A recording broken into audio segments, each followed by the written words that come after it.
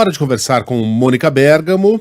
Todo mundo sabe quem foi Vladimir Herzog, o jornalista que tornou-se, de uma maneira muito triste, a imagem, né, da brutalidade do regime militar, da ditadura militar aqui no Brasil, quando em uma cela do DOPS foi suicidado, né, apareceu lá enforcado no que claramente foi um assassinato.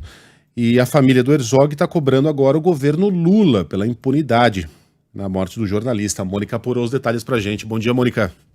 Oi, Megali, bom dia a todos. Pois é, os familiares do jornalista Vladimir Herzog, que foi assassinado pela ditadura militar em 1975, como relatou você agora, né, eles estão indo a Brasília para cobrar o governo Lula e o Supremo Tribunal Federal para que eles cumpram, Megali, a sentença que foi determinada pela Corte Internacional de Direitos Humanos nesse caso. Essa sentença, o Megali, foi proferida há 5 anos, 5 anos. Quer dizer, o assassinato foi em 1975, nunca houve uma investigação para valer, nunca houve uma punição. Depois que a Corte Interamericana de Direitos Humanos, que é um organismo internacional ao qual o Brasil é filiado, determinou, o governo brasileiro, o Estado brasileiro, cumpra, investigue, né? Isso há 5 anos, nada foi feito até hoje, né? Nenhuma providência foi tomada no governo de Jair Bolsonaro para que essa sentença fosse cumprida.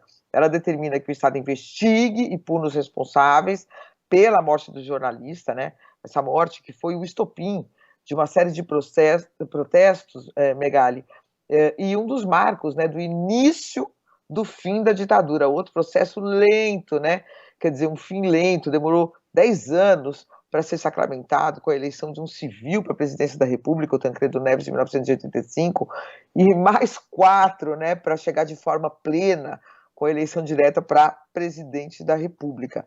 Então, a sentença da Corte Interamericana de Direitos Humanos, ela determina ainda que o Estado brasileiro afaste a lei da anistia e, de fato, não apenas investigue, chegue aos responsáveis e condene, como coloque na prisão os assassinos, porque a lei da anistia brasileira, ela diz o seguinte: não, tudo bem, o fulano é culpado, mas ele está anistiado, mesmo que ele seja identificado, né? Não, aqui nesse caso, o que diz a sentença? Que a lei de anistia, ela não vale, porque este foi um crime de lesa humanidade, com tortura, assassinato, e para esse tipo de crime não há anistia, né, segundo acordos assinados pelo próprio Brasil. Então, o filho do Vladimir Herzog, o Ivo Herzog, ele disse esperar que o governo Lula se mexa e tome providências. Ele vai também, ele e mais um grupo de pessoas, né, familiares e integrantes do Instituto Vladimir Herzog, também vão estar com a presidente do Supremo Tribunal Federal, a ministra Rosa Weber, com o ministro Luiz Roberto Barroso, com o ministro de Direitos Humanos, Silvio Almeida, e com integrantes do Ministério das Relações Exteriores. Megali, os sinais vindos do governo Lula não são os mais alvissareiros, né? Organizações de direitos humanos e familiares de mortos e desaparecidos na ditadura, eles questionam a demora, por exemplo, do retorno da Comissão Especial de Mortos e Desaparecidos Políticos, né? Esse colegiado foi extinto pelo ex-presidente Jair Bolsonaro nos últimos dias do seu governo, né? E essa recomposição era uma promessa da gestão do PT.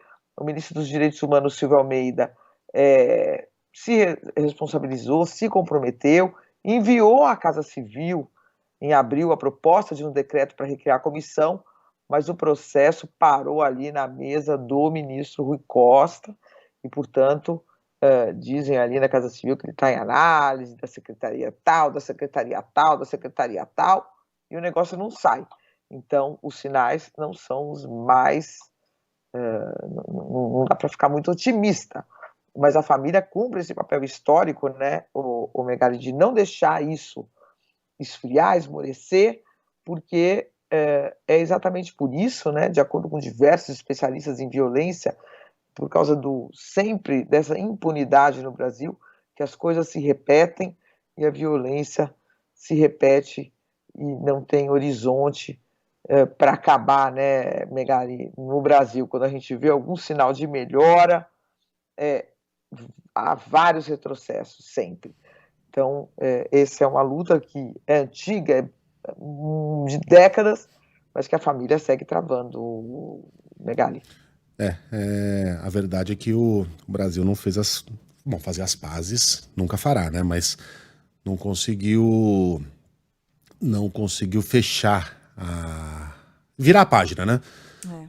Da maneira adequada depois dos mais de 20 anos de ditadura militar, coisa que, por exemplo, os argentinos que tiveram um período militar muito mais violento conseguiram, né? Julgaram seus generais, não optaram pela anistia ampla e restrita. Tem general que foi preso ali e levado à prisão perpétua. Os caras nunca tiveram paz, né? Enfim, é uma página que não pode ser virada jamais, nunca.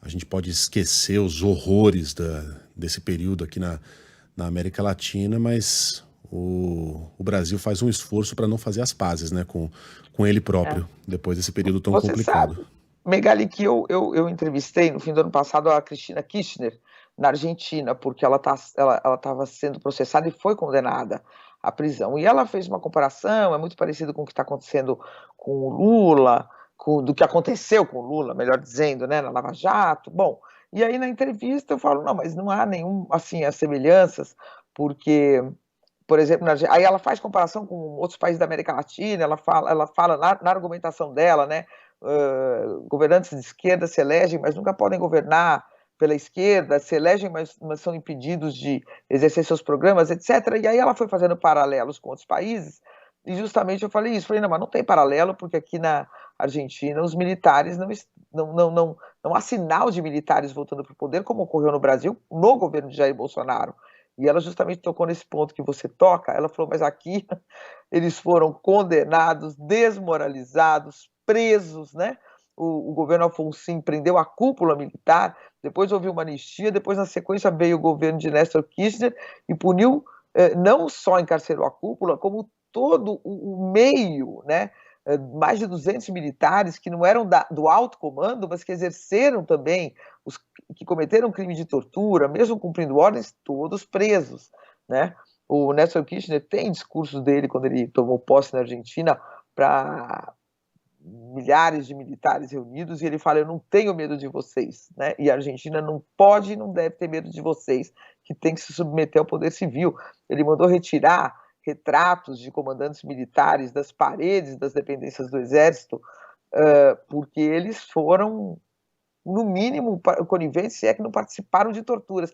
Então é uma história bem diferente, e por isso que lá os militares estão em suas casinhas, fazendo aquilo que a Constituição manda, sem se atrever a querer qualquer tipo de poder, Megali.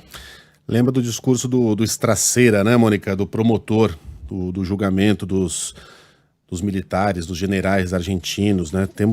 Eu queria lembrar a íntegra aqui, mas temos a chance, era alguma coisa assim, temos a chance de fazer as pazes com o nosso passado e talvez seja a última, quizás seja a última. A Argentina agarrou essa chance, o Brasil não. E aí, fazendo um paralelo com o presente, claro, uma coisa não tem comparação com a outra, mas ao mesmo tempo tem.